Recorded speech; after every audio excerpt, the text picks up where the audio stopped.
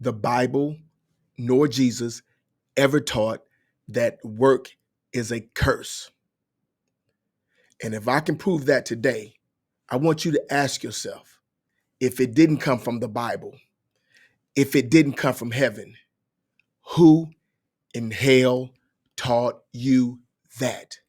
And quacking like ducks and walking like ducks. If you add that all up, it must be a duck. You're pressing your luck, man. People ain't stupid. What you say is just the lyrics. What you do is the music. I want to start off today just by making a blanket statement.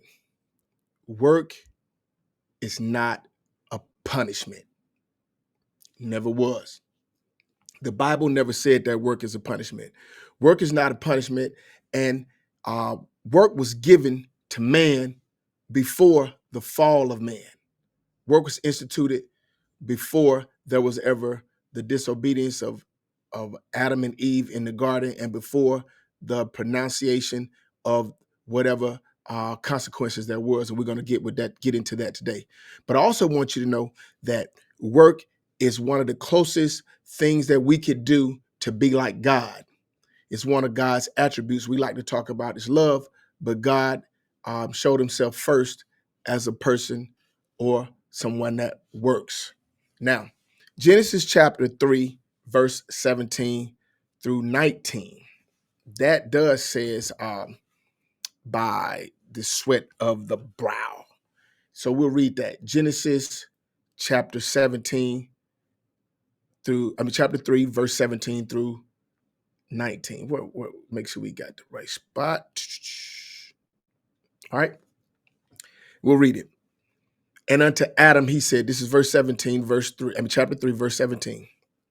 And unto Adam, he said, because thou hast hearkened unto the voice of thy wife, and hast eaten of the tree of which I commanded thee, saying, thou shalt not eat of it. Cursed is the ground for thy sake. In sorrow shalt thou eat of it all the days of thy life. Now, I want to look at that very closely before we call work a curse. This is after the fall. But that second half of verse 17, it says is right here. Because you listen to the voice of your wife, he said, thou shalt not eat of, he told him, thou shalt not eat of it, the tree. He said, cursed is the ground for thy sake. God cursed the ground. He did not curse the man. At this point, he did not. He cursed the ground. Before this happened, Adam and them could eat freely from every tree except for the tree of the knowledge of good and evil. They could eat freely. He can go out and just name all the animals, everything he could do it freely. But he said, but because you did that, cursed is the ground for thy sake, and in sorrow shalt thou eat of it all the days of thy life. Verse 18 will explain what this sorrow is. Say thorns, verse 18, thorns also and thistles shall it bring forth to thee, and thou shalt eat the herb of the field. You're going to have to, now it's not going to be so easy, so freely for you. You got to go through thorns and thistles. Verse 19, in the sweat of thy face shalt thou eat bread. It's going to be a little more difficult for you to eat bread. But God did not curse man, and he did not curse work. He cursed the ground. You would say in verse 19, in the sweat of thy face thou shalt eat bread till thou return unto the ground. You're going to do this until you return to the ground. If you're going to eat this stuff, it's going to take a little effort right now from here until you die, till you go back to the ground. For out of it was thou taken. You was taken from the dust. For dust thou art, and unto dust shalt thou return. The curse. Now, this was happening. God saying man is going to die. There was no death before then, but he could eat freely before. But now the ground is cursed, and he's going to take a little effort in his work. It's going to take a little effort in his work for him to get any profit or reward from it. But he cursed the ground, and he did not curse Adam. But if we go back And we'll look and see that God was a worker before then.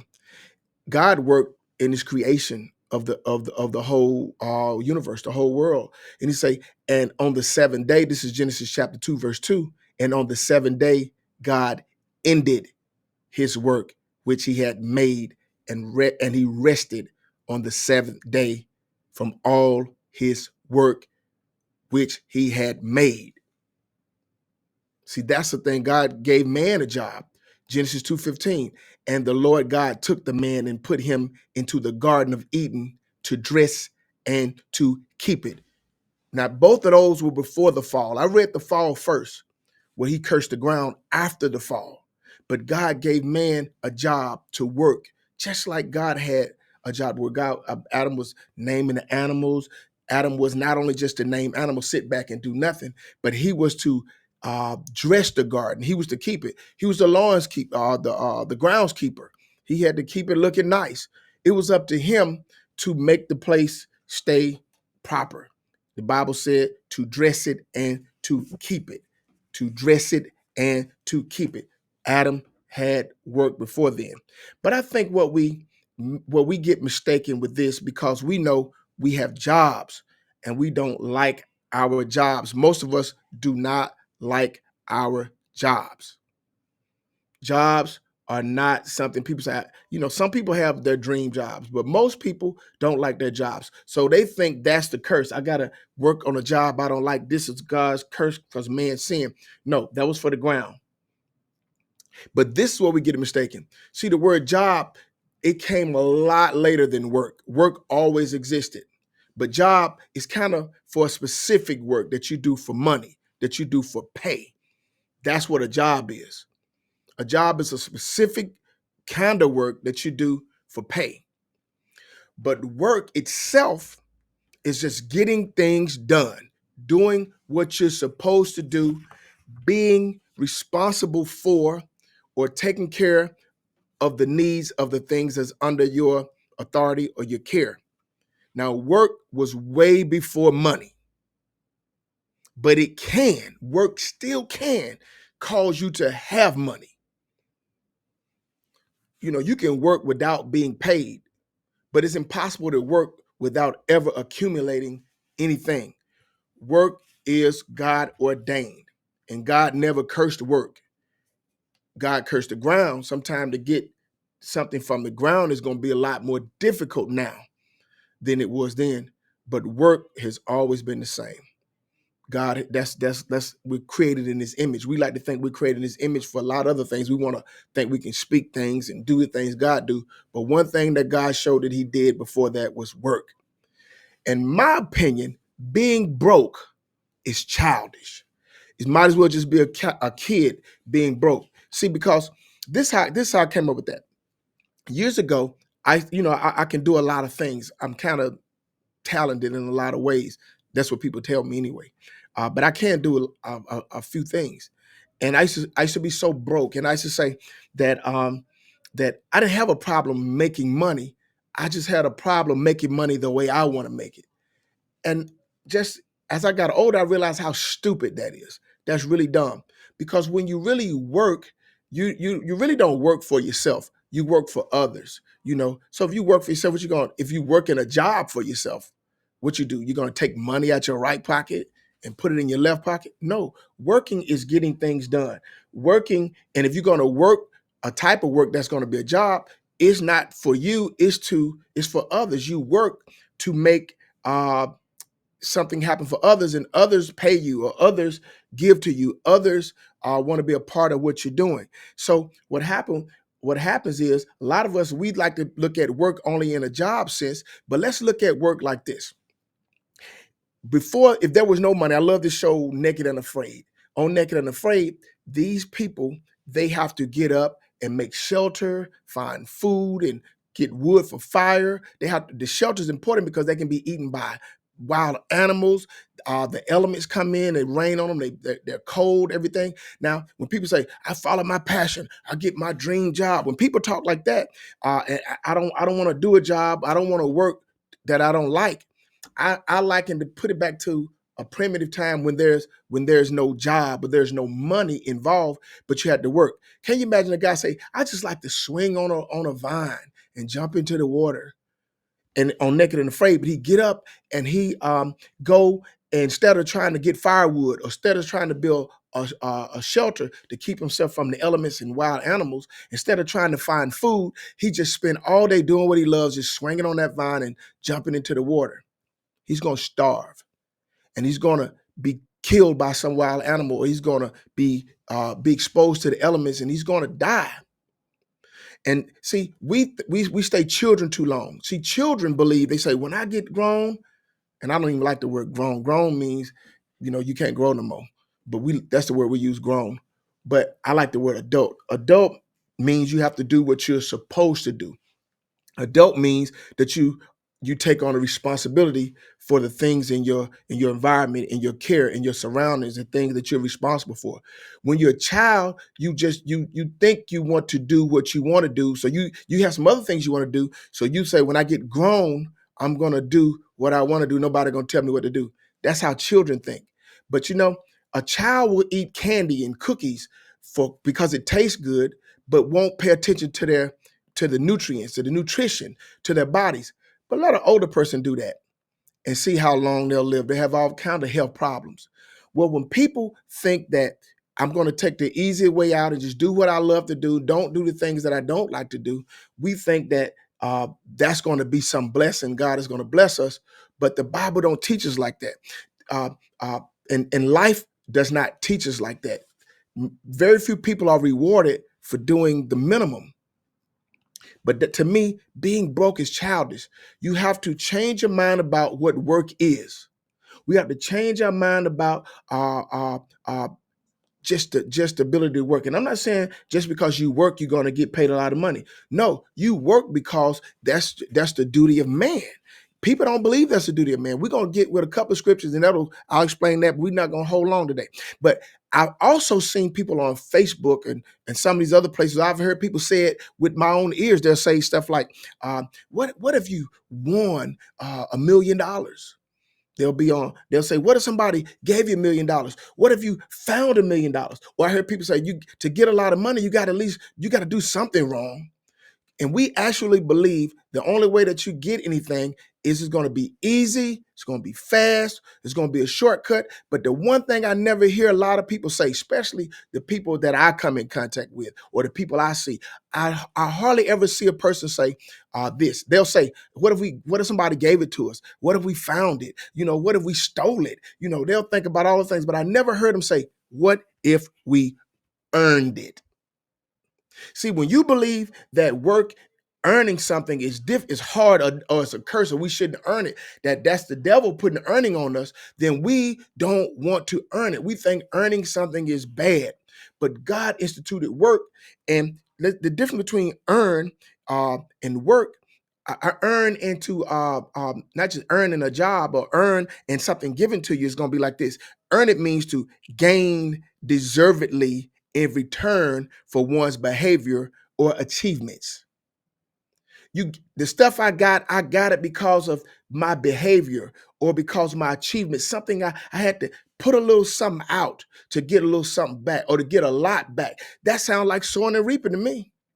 Earning sounds like investing and getting a return. Sowing and reaping sound like cause and effect to me. What we want to do, we want to reap without sowing. We want to have an effect without a cause. We want to do that. So it don't always feel good to try and get something from that ground that's cursed. So we think work itself is a curse. No. Work already existed. You're going to work whether it's easy. You're going to work whether it's hard. But work is a thing that existed long before the fall of man. I didn't have this in my notes, but it's going on in my mind. It was a guy, he had these barns. He said, I did all this great stuff. I'm going to tear my old barns down and build me some new ones. And then what I'm going to do, I'm going to take my ease. I ain't going to do nothing else. And the Bible said he was a fool. He said, your soul is required of you this day. Now, I should think that maybe he just was focusing so much on getting his stuff that he didn't realize that his life was coming to an end. So a lot of people say, you be focusing on your life and not just trying to get stuff. And that's true too. But I believe that scripture was saying that he decided he was not going to be useful to the world anymore. I ain't gonna do now. I done did enough. I'm just gonna put all my stuff in the barn, and I'm not gonna do anything else no more. And if I don't do anything else, then I'm just gonna take it easy. Well, you no good no more. It's time for you to leave. Earn also means to obtain. It could be money or whatever in return for labor or services. Now, Proverbs 13:11, it talks about when people want to get money for nothing. You know, the word vanity means for nothing. Verse 11 in chapter 13 of Proverbs says, wealth gotten by vanity shall be diminished, but he that gathereth by labor shall increase. If you don't like that, tear it out the book. It's in the Bible. But so earning is not some bad thing. Proverbs 12:11 says, he that tilleth his land shall be satisfied with bread. You want to know where bread come from? Bread come from that hard ground, that cursed ground to till. But it also says, the rest of that chapter, that verse says, but he that followeth vain persons is void of understanding. All the people that's trying to get something for nothing, they don't got good sense. The Bible says that. That's Proverbs 12:11. Proverbs 12:24, it talks about the diligent is going to rule and the lazy is going to be forced to labor. There was a little song those little dwarfs were singing on Snow White. It said, I owe, so off to work I go, or we owe, I owe, so off to work we go, because they owe. It wasn't saying hi ho, off to work we go. It said, I owe. Proverbs 12:24, it says the hand of the diligent will rule. That's who's going to be in charge. But the negligent and lazy will be forced, will be put to forced labor. That's in the Amplified Bible. Say they're going to be put, that I like that translation, they will be put to forced labor. Or somebody going to make you work. You're going to have to. Ask those little dwarfs. In Proverbs 14:23, it talks about profit and poverty. Proverbs 23, it says, in all labor is another word for work. In all labor, there is profit. This is an amplified translation as well, and I love the way it said. It said, in all labor, verse 23 of chapter 14, in all labor, there is profit. You don't have no profit? Check and see if you got any labor. You don't have any profit? Check and see if you have any work. In all labor, there's profit, but mere talk leads to poverty. There's a lot of things that cause us to have and not have. But the basic understanding is, if you just sit around and talk about it and you don't get up and be about it, more likely you will be poor. Now, this wasn't just to talk about being poor or to be rich, but I just wanted you to know that the Bible never said that men work because they're cursed. Working is not a part of the curse that was given to man because their disobedience in the garden. The ground was cursed. It's going to take a little more effort, but we were charged to work just like our God worked before all of that ever happened. And I'll talk another day about the Sabbath, because people think the Sabbath is about the day of worship. But if we're like God, we're supposed to rest. And that was given to man for rest. Rest from what?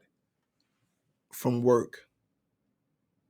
So if you believe that work itself, or even hard work, is a curse because man was disobedient in the garden, or if you believe that work itself is a curse from God cursed man and made him work from the sweat of their brow, that's a curse.